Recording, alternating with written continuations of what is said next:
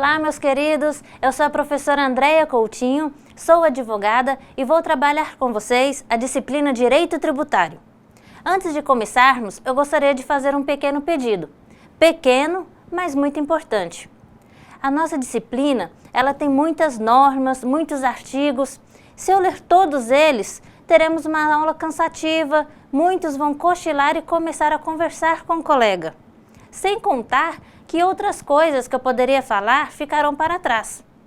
Então, eu gostaria que antes de vocês virem para a nossa aula, lessem em casa os artigos que eu mencionar no fórum. Além disso, é importante que leiam também durante a aula, como forma de acompanhar o raciocínio.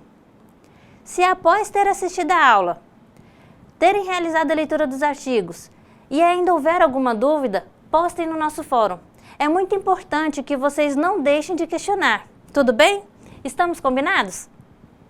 Vamos começar nosso estudo identificando o sistema constitucional tributário e compreendendo as limitações constitucionais ao poder de tributar.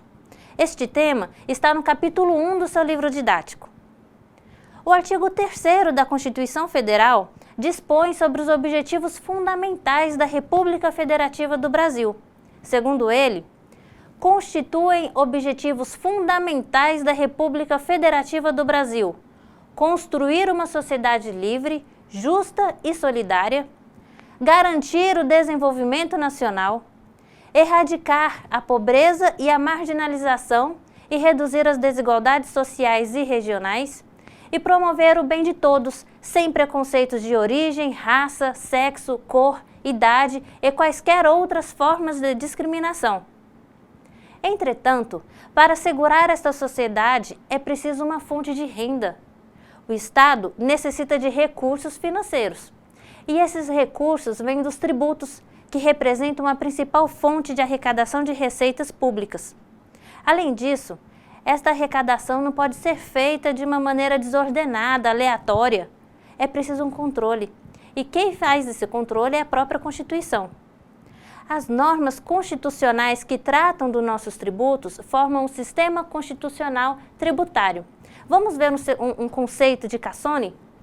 Segundo Cassoni, Sistema Tributário Nacional é o conjunto de princípios constitucionais que rege o poder de tributar, as limitações desse poder e a repartição das correspondentes receitas. A Constituição estabelece as regras básicas do direito tributário nos artigos 145 até o 169. Porém, os mais importantes para um técnico em finanças são os artigos 145, 150, 151 e 153 até o 159. Isso na Constituição Federal. Nós temos ainda o Código Tributário, não vamos esquecer isso não. Vamos dar uma lida no artigo 145? O artigo 145 dispõe que a União, os Estados, o Distrito Federal e os municípios poderão instituir impostos, taxas e contribuição de melhoria. Este artigo determina também as situações em que se aplicará a taxa e as contribuições de melhoria. Posteriormente, nós voltaremos a ele. Os artigos 150 e o 151 da Constituição tratam das limitações ao poder de tributar, e também nós vamos estudar mais à frente. Os artigos 153 a 156 tratam da competência para a criação dos impostos. Os artigos 153 e 154 da competência da União, o 155 a competência dos Estados e Distrito Federal e o 156 a competência dos municípios. Então, esses artigos vão ser mais ou menos assim: compete à União instituir, compete aos Estados e Distrito Federal instituir, compete aos municípios. E aí vem uma lista de impostos para cada um deles. Já os artigos 157 ao 159 vão tratar da distribuição dos valores arrecadados entre os Estados e o Distrito Federal, e também dos municípios e a União. Pessoal, o Estado não pode, de uma maneira aleatória e conforme a sua vontade, criar um tributo. Se assim fosse, todo dia teríamos um novo imposto ou uma nova taxa. Pensando nisso, nosso Constituinte impôs limites a este poder de tributar. Os princípios e as imunidades tributárias que estão nos artigos 150, 151 e 152, são os responsáveis por esta limitação. Os princípios constitucionais tributários são um conjunto de normas essenciais e essas normas servem de parâmetro para um determinado sistema jurídico. Elas estabelecem a forma pela qual devem ser criadas as leis tributárias. As imunidades tributárias, por sua vez, representam os fatos e as situações onde não se aplica a tributação. Vamos estudar agora os princípios do direito tributário. O primeiro deles é o princípio da legalidade, que está disposto no artigo 150, inciso 1 da Constituição Federal, e também está nos artigos 9º, inciso 1, e no artigo 97 do Código Tributário Nacional. O que dizem esses artigos? O artigo 150 da Constituição Federal fala o seguinte: sem prejuízo de outras garantias asseguradas ao contribuinte, é vedado, ou seja, é proibido à União, aos Estados, ao Distrito Federal e aos municípios exigir ou aumentar tributo sem lei que o estabeleça. O artigo 9º do CTN fala o seguinte: é vedado à União, aos Estados, ao Distrito Federal e também aos municípios instituir ou majorar, aumentar tributos sem lei que estabeleça. Vamos ver o artigo 97 do CTN. Somente a lei pode estabelecer. E aí vem uma série de situações: instituição de tributos, majoração. Lá no último inciso temos a exclusão, suspensão e extinção de créditos tributários. Ou seja, é preciso lei. Enfim, percebam que é preciso uma lei para falar qualquer coisa de tributo. Não pode, por exemplo, o prefeito de uma cidade simplesmente criar um tributo. Se fosse assim, todos os dias teríamos um novo tributo. A gente ligaria o telejornal e ouviria: cidadãos, a partir de hoje vocês terão que pagar uma taxa para frequentar as praças e os clubes da cidade. Iria ser uma festa para os administradores, não é mesmo? E nós, humildes seres humanos, um drama total. Todo dia um imposto diferente. Então, meus amigos, ainda bem que existe esse princípio. Ele nos protege. Entretanto, apesar de importante, ele não é absoluto. Tem algumas situações em que, por exemplo, o Poder Executivo ele altera a alíquota do imposto sem previsão legal.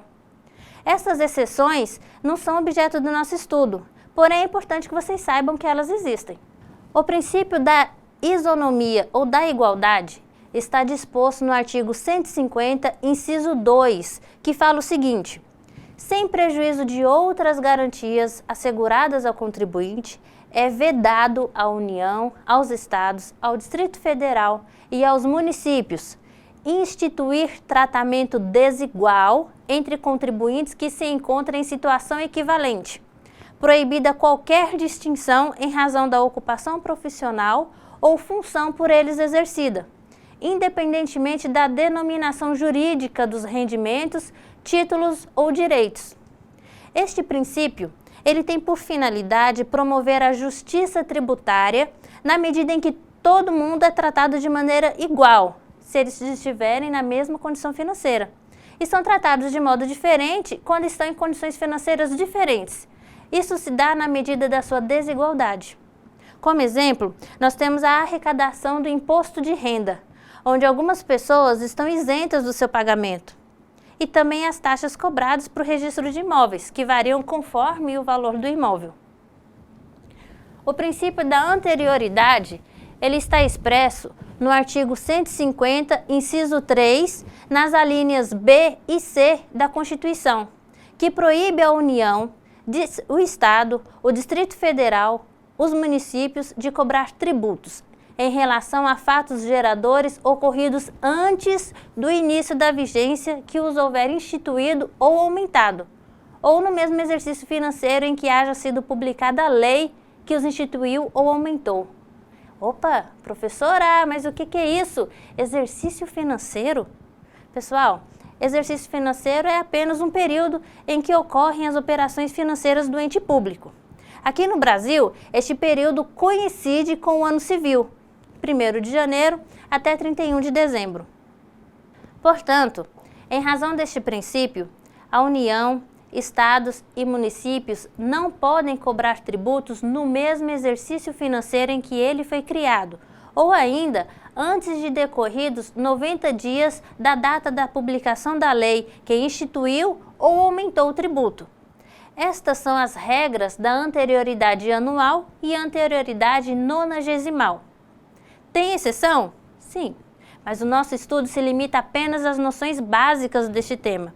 Nada impede, entretanto, que você faça pesquisas a respeito, tudo bem?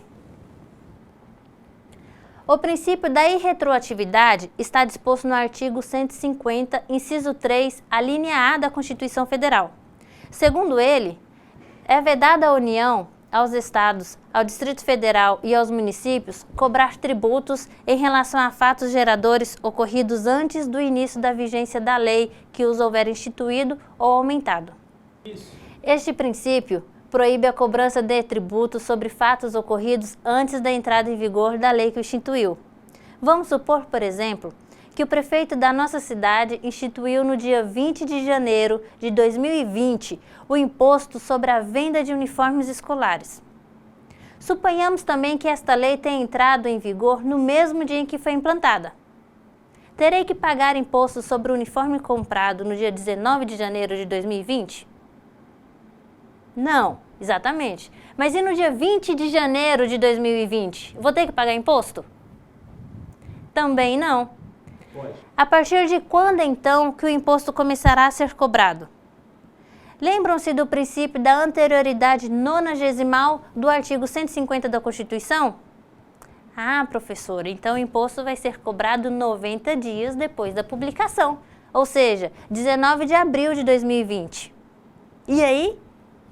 Errado também, né? Por quê, professora? Como assim? 90 dias após a publicação vai dar 19 de abril de 2020. Por que está errada esta data? Porque além da regra nonagesimal, o imposto não pode ser cobrado no mesmo exercício financeiro. Então, o referido imposto somente poderá ser cobrado a partir do dia 1º de janeiro de 2021. Falaremos agora do princípio da vedação ou confisco.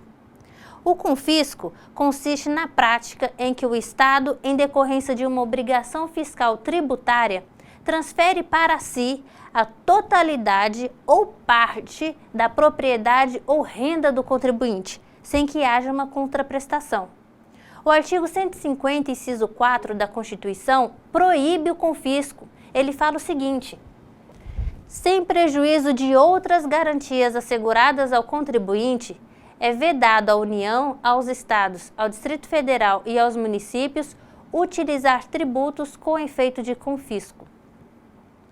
O objetivo deste princípio é não inviabilizar o desenvolvimento da atividade econômica, porque se o Estado excede, se ele exagera a cobrança, sobrecarrega o contribuinte. E aí o contribuinte não vai suportar tanto imposto e ele deixa de contribuir por não mais exercer a atividade econômica. Falando de uma maneira mais simples, a fonte se esgota. O contribuinte é o potinho de ouro do poder público. Sugar todas as suas riquezas fará com que ele deixe de produzir e, consequentemente, o Estado arrecadará menos. O princípio da liberdade de tráfico está disposto nos artigos 5º, inciso 15 e também no 150, inciso 5, ambos da Constituição Federal. E temos ainda o artigo 9º, inciso 3 do CTN. O inciso 15 do artigo 5º da Constituição afirma que é livre a locomoção no território nacional em tempo de paz, podendo qualquer pessoa, nos termos da lei, nele entrar, permanecer ou dele sair com seus bens. O artigo 150, inciso 5, também da Constituição Federal, afirma que, sem prejuízo de outras garantias asseguradas ao contribuinte, é vedado à União, aos Estados, ao Distrito Federal e aos municípios estabelecer limitações ao tráfego de pessoas ou bens, por meio de tributos interestaduais ou intermunicipais, ressalvada a cobrança de pedágio pela utilização de vias conservadas pelo poder público. Por fim, o artigo 9º, inciso 3 do CTN, afirma: é vedado à União, aos Estados, ao Distrito Federal e aos municípios estabelecer limitações ao tráfego no território nacional de pessoas ou mercadorias por meio de tributos interestaduais ou intermunicipais.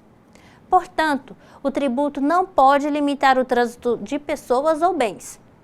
Este princípio, entretanto, apresenta duas exceções: a cobrança de pedágio e o ICMS. No caso do ICMS, afirma-se que o tráfego tem natureza negocial, econômica. O pedágio, por sua vez, é uma exceção prevista na própria Constituição, sendo admitida a cobrança para a preservação de vias públicas. O princípio da uniformidade tributária está disposto no artigo 151, nos incisos 1, 2 e 3. Esses incisos, eles falam o seguinte: é vedado à União instituir tributo que não seja uniforme em todo o território nacional, ou que implique distinção em preferência em relação ao Estado, ao Distrito ou ao município, em detrimento de outro. Admitida a concessão de incentivos fiscais destinados a promover o equilíbrio do desenvolvimento socioeconômico entre as diferentes regiões do país. O inciso 2º fala o seguinte: é vedada à União tributar a renda das obrigações da dívida pública dos Estados, do Distrito Federal e dos municípios, bem como a remuneração e os proventos dos respectivos agentes públicos, em níveis superiores aos que fixar para suas obrigações e para seus agentes. E ainda instituir isenções de tributos da competência do Estado, do Distrito Federal ou dos municípios. Meu Deus, o que é isso, professora? Eu não entendi nada. Muito grande esse artigo, me perdi. Explica de novo. Pessoal, vejam bem. Este princípio tem 4 segmentos. O da uniformidade geográfica, do artigo 151, inciso 1, segundo o qual o tributo deve ser igual em todo o território nacional. Não deve haver distinção ou preferência entre uma região e outra. Temos também o segmento da uniformidade da tributação das rendas das obrigações da dívida pública, que está na primeira parte do inciso 2 do artigo 151. De acordo com ele, não é permitido privilégio dos títulos da União em relação aos Estados, Distrito Federal e municípios. O terceiro segmento é o da uniformidade na tributação da remuneração e proventos dos agentes públicos, que está disposto na segunda parte do artigo 151, inciso 2, segundo o qual os agentes públicos devem ter sua remuneração e proventos tributados de modo igualitário. Por fim, o quarto segmento, disposto no artigo 151, inciso 3, trata da vedação de isenções heterônomas. De acordo com esse dispositivo, a isenção de tributos está ligada ao poder de tributar. Assim, somente o órgão que instituiu o tributo poderá isentar o mesmo. Por exemplo, o IPTU, cuja competência cabe ao município, pode sofrer isenção somente pelo referido município. Tudo bem? Ficou mais claro assim, não é? Pessoal, quando vocês se depararem com um texto grande, qualquer que seja ele, artigo de uma lei ou uma notícia, não se apavore. Não tenha medo daquele texto. Leia com calma, pausadamente e tudo ficará mais fácil para entender. Nós temos ainda mais um princípio. Ele está disposto no artigo 145, parágrafo 1º da Constituição Federal. Trata-se do princípio da capacidade contributiva. Vamos ler esse dispositivo? Segundo o artigo 145, parágrafo 1º da Constituição Federal, sempre que possível, os impostos terão caráter pessoal e serão graduados segundo a capacidade econômica do contribuinte, facultado à administração tributária especialmente para conferir efetividade a esses objetivos, identificar, respeitados os direitos individuais e nos termos da lei, o patrimônio, os rendimentos e as atividades econômicas do contribuinte. Portanto, na medida do possível, os impostos devem ter um caráter pessoal e serem graduados conforme a capacidade econômica do contribuinte. Quem pode mais, paga mais. e quem pode menos paga menos. Como exemplo, nós temos a progressividade das alíquotas do imposto de renda, que variam desde a isenção até a taxa de 27,5%. Finalizamos o primeiro capítulo do seu livro didático e vamos falar agora do segundo capítulo, que trata das imunidades tributárias. Iremos conhecer quais são as imunidades tributárias que a nossa Constituição concede. E também vamos identificar a importância e o alcance dessas imunidades. As imunidades tributárias estão previstas na Constituição Federal, no artigo 150, inciso 6, alíneas A até a E. E também estão no CTN, artigo 9º, inciso 4, alíneas A até a D, conforme eu já falei anteriormente. A leitura desses artigos fica a cargo de cada um.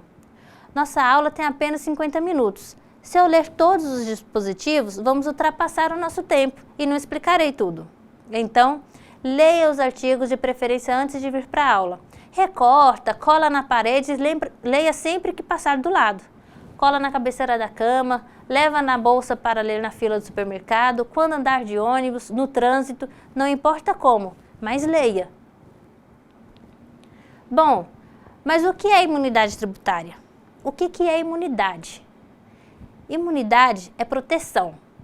Quem aí já foi ao médico, levou o filho, sobrinho, enteado ao pediatra e o médico respondeu: olha, você está com a imunidade baixa, por isso essa gripe. Coma alimentos assim, coma mais ferro, mais proteína, não é mesmo? Imunidade é o mesmo que proteção. Então, quando se fala em imunidade tributária, estamos nos referindo a situações estabelecidas pela Constituição e pelo Código Tributário que não podem ser alvo de tributos. Das diversas modalidades de imunidade, nós vamos estudar apenas as constitucionais, as que estão no artigo 150, inciso 6. Essas imunidades alcançam apenas os impostos. As imunidades que alcançam as taxas e as contribuições especiais não serão alvo de nosso estudo, mas quem tiver interesse em aprofundar no tema poderá pesquisar posteriormente na internet. Estamos combinados? Vamos fazer uma rápida leitura do artigo 150. Sem prejuízo de outras garantias asseguradas ao contribuinte, é vedado, ou seja, é proibido à União, aos Estados, ao Distrito Federal e aos municípios instituir impostos sobre patrimônio, renda ou serviços um dos outros, templos de qualquer culto, patrimônio, renda ou serviços dos partidos políticos, inclusive suas fundações, das entidades sindicais dos trabalhadores, das instituições de educação e de assistência social, sem fins lucrativos, atendidos os requisitos da lei. Livros, jornais, periódicos e o papel destinado à sua impressão. Fonogramas e videofonogramas musicais produzidos no Brasil, contendo obras musicais ou literomusicais de autores brasileiros e ou obras em geral interpretadas por artistas brasileiros, bem como os suportes materiais ou arquivos digitais que os contenham, salvo na etapa de replicação industrial de mídias óticas de leitura laser. Estudaremos primeiramente a imunidade recíproca das pessoas políticas, que nada mais é do que a proibição da cobrança de tributos entre União, Estados, Distrito Federal e municípios. A imunidade do patrimônio, renda e serviço das autarquias e fundações instituídas e mantidas pelo poder público, que estão dispostas no parágrafo 2º do artigo 150, é a mesma situação da imunidade recíproca. Porém, lá na imunidade recíproca, os entes públicos pertencem à administração direta. E aqui, eles pertencem à administração indireta, são as autarquias e fundações. Entretanto, existe um requisito. As autarquias e fundações imunes a tributações são somente aquelas atribuídas e mantidas pelo poder público. A imunidade do patrimônio, da renda e dos serviços dos templos de qualquer culto, prevista no artigo 150, inciso 6, na linha B, é a vedação de cobrança de impostos sobre templos de qualquer culto no que se refere ao patrimônio, que são os imóveis, e também a renda e serviços vinculados às suas atividades essenciais. O objetivo dessa imunidade é assegurar a liberdade de culto religioso do artigo 150, inciso 6 da Constituição. A imunidade dos partidos políticos, sindicatos dos empregados, instituições assistenciais e educacionais sem fins lucrativos está disposta no artigo 150, inciso 6, na alínea C da Constituição Federal e também nos artigos 9º e 14 do Código Tributário, que apresentam os requisitos para a gente. Temos ainda os artigos 12 e 13 da Lei 9.532, de 1997. A linha C nós já lemos rapidamente aqui. Os outros dispositivos trazem os requisitos para que essa imunidade ocorra e como tarefa de casa vocês irão ler esses artigos, que são os artigos 14 do CTN e 12 e 13 da Lei 9.532 de 97. Mas de uma maneira geral, o requisito para a aplicação da imunidade é a ausência de obtenção de lucro na atividade da entidade respectiva. Vamos analisar agora as espécies desta imunidade. Vejamos novamente o que diz a alínea C. Patrimônio, renda ou serviços dos partidos políticos, inclusive suas fundações, das entidades sindicais, dos trabalhadores, das instituições de educação e de assistência social, sem fins lucrativos, atendidos os requisitos da lei. Percebam que eu destaquei algumas palavras: partidos políticos, entidades sindicais, instituições de educação e instituições de assistência social. Estas são as espécies dessa modalidade de imunidade. Os partidos políticos, eles possuem imunidade em razão da sua finalidade específica, que é representar o pleno exercício da democracia. A finalidade desta imunidade é justamente garantir a democracia, incentivar que todos os partidos permaneçam ativos, inclusive os menores.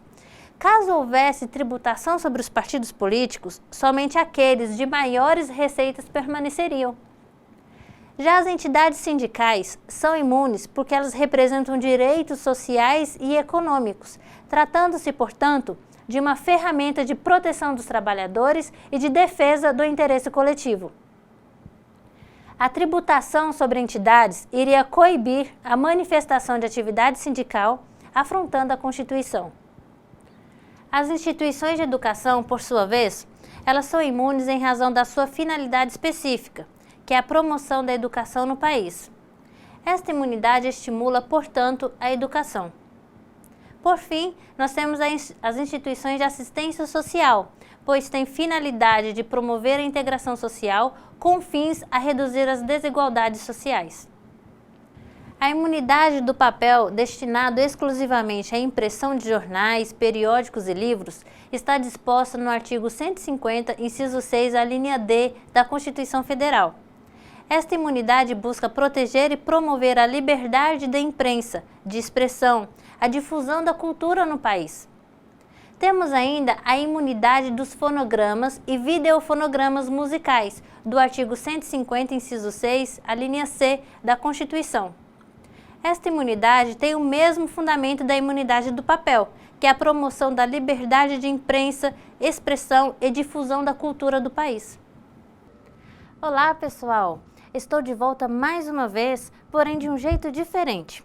Para vocês fixarem melhor o conteúdo e se prepararem de uma maneira mais completa para as nossas atividades avaliativas, ao final de cada videoaula eu voltarei com 5 questões para a gente resolver.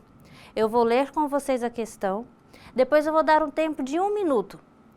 Prestem atenção, resolvam comigo as questões e se ficar alguma dúvida, posta lá no fórum, ok? Então, vamos lá? Primeira questão. Sobre a imunidade dos fonogramas, é correto afirmar: visa a promoção da cultura no país por meio da incidência de impostos sobre CDs e DVDs produzidos no Brasil, visa a promoção da cultura no país por meio da não incidência de impostos sobre CDs e DVDs produzidos no Brasil. Apesar desta imunidade, obras em geral interpretadas por artistas brasileiros devem recolher impostos. E a letra D, As mídias e os arquivos digitais que contêm as obras de artistas brasileiros devem ser tributadas.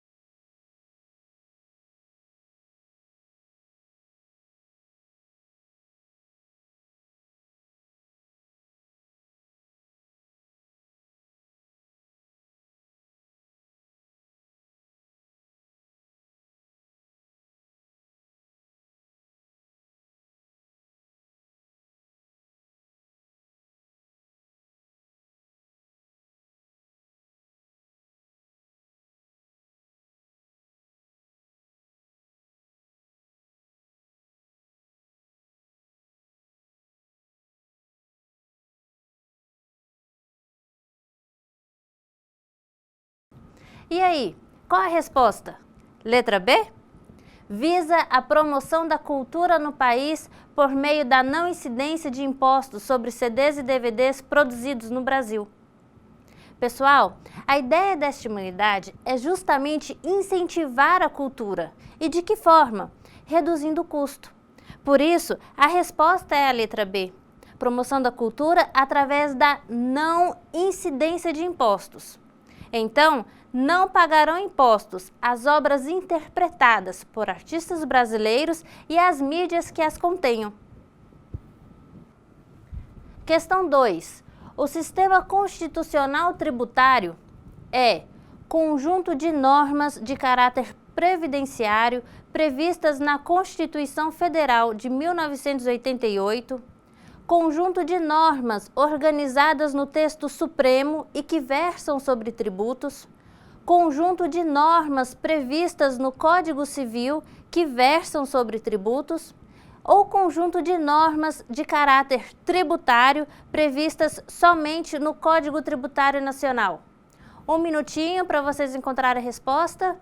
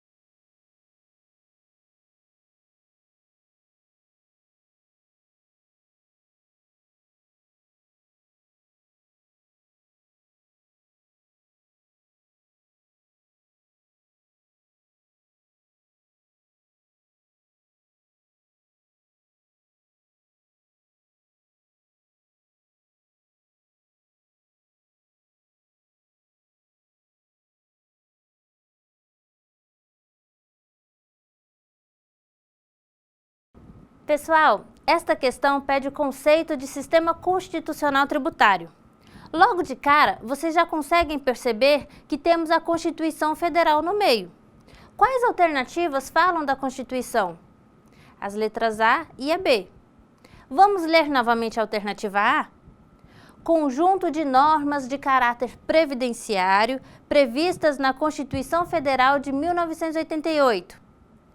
As normas tributárias em nada se confundem com as previdenciárias. Uma trata dos tributos e a outra da Seguridade Social. Ficamos então com a letra B, conjunto de normas organizadas no texto supremo e que versam sobre tributos. Todo mundo acertou? Vamos para a próxima? O artigo 145 da Constituição Federal estabelece os principais tributos que podem ser instituídos e cobrados pelos entes políticos. Assinale a alternativa que não corresponde a um tributo. Letra A, impostos. B, taxas. C, contribuição de melhoria. E D, fato gerador. Questão fácil também, um minutinho.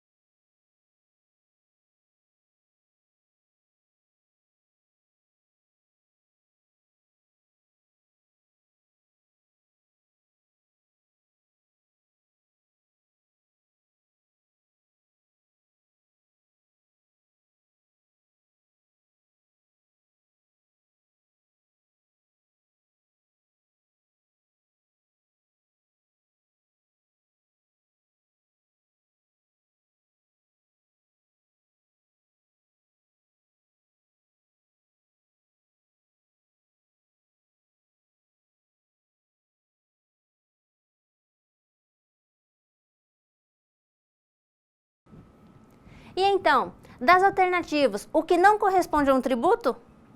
Esta é uma questão para todo mundo acertar. É o fato gerador. Imposto, taxa e contribuição de melhoria são tributos. E o fato gerador? Nada a ver, não é? Fato gerador é a ocorrência real da hipótese prevista em lei, ensejadora do tributo. Questão 4. Assinale a alternativa verdadeira. O Estado tem o poder de criar e cobrar tributos conforme o seu interesse, sem que haja qualquer limitação. Apesar da grande quantidade de princípios tributários, estes não conseguem limitar o poder estatal de tributar. Letra C. A legalidade, a igualdade, a irretroatividade e a vedação ao confisco são exemplos de princípios tributários.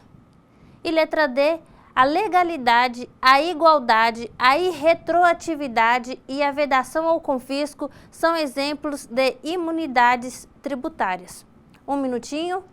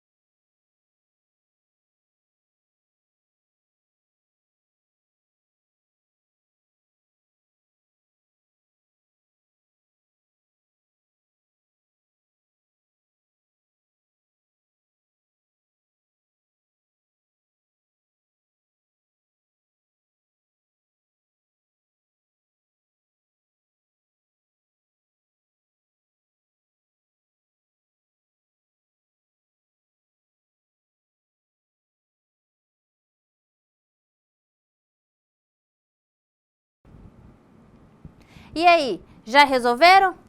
Letra A. O Estado tem o poder de criar e cobrar tributos conforme o seu interesse, sem que haja qualquer limitação. Tá errada, não é? O Estado tem limite, sim. Porém, é necessária a existência de uma lei prevendo tal tributo. Letra B. Apesar da grande quantidade de princípios tributários, estes não conseguem limitar o poder estatal de tributar. Errado também. É justamente a grande quantidade de princípios que limita o poder estatal de tributar. A letra C está corretíssima. A legalidade, a igualdade, a irretroatividade e a vedação ao confisco são exemplos de princípios tributários. Sobrou então a letra D. Ela está errada. Aonde? Em imunidades. Legalidade, igualdade e legalidade são, na verdade, princípios. Última questão. Relacione as colunas. Número 1. É vedado à União, Estados, Distrito Federal e municípios instituir tratamento desigual entre contribuintes que se encontrem em situações equivalentes. Número 2. É vedado à União, Estados, Distrito Federal e município instituir ou majorar tributos sem que a lei estabeleça. E número 3. É vedado à União, Estados, Distrito Federal e municípios cobrar tributos no mesmo exercício financeiro em que haja sido publicada a lei que o instituiu ou aumentou.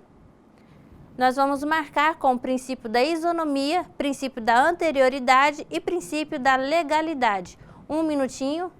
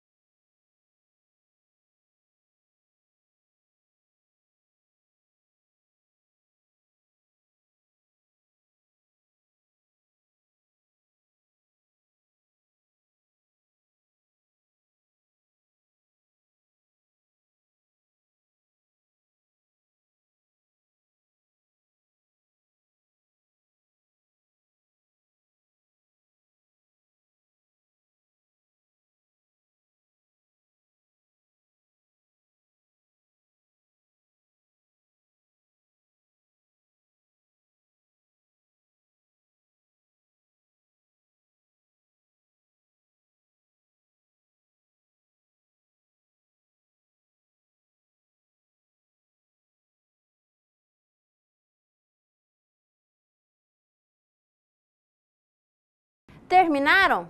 Como ficou a resposta? Vamos ver aqui? Número 1. É vedado à União, Estados, Distrito Federal e municípios instituir tratamento desigual entre contribuintes que se encontram em situação equivalente. Que princípio é este? Princípio da isonomia. Número 2. É vedada à União, Estados, Distrito Federal e municípios instituir ou majorar tributos sem que a lei estabeleça. É preciso uma lei. Qual que é esse princípio? Princípio da legalidade. E o número 3, é vedada à União, Estados, Distrito Federal e municípios cobrar tributos no mesmo exercício financeiro em que haja sido publicada a lei que o instituiu ou aumentou. Nós temos então aqui o princípio da anterioridade. E aí, como foram? Fácil, não é? Agora é reler a matéria e fazer as atividades que estão no livro didático ao final de cada capítulo. As respostas estão nas últimas páginas, mas só olhem depois que já tiverem respondido tudo. E aquela questão que não tiver acertado, procurem ver por que errou. Faça ela novamente, tudo bem? Pessoal, agora sim encerramos a nossa primeira aula. Fiquem com Deus e até o nosso próximo encontro.